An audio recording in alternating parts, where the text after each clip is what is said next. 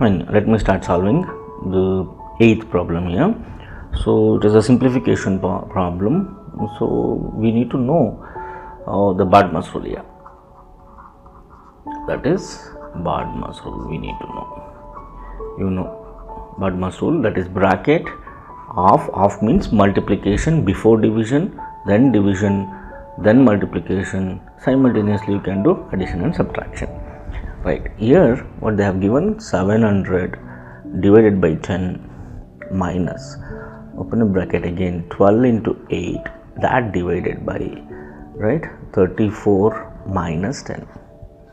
Right, now inside the bracket let us finish the operations. That is 700 by 10 is 70 minus, open a bracket, 12 into 8, that is 96 minus, not divided by, 34 minus 10 is 24.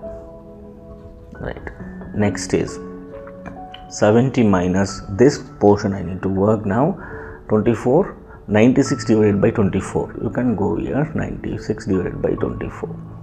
Right, 2 12s are 2 4s are 2 8s are, then again 12 ones are 12 4s are. So the answer here is, for this is 4. Right, now 70 minus 4 is equal to 66. The answer here is 66. It is D.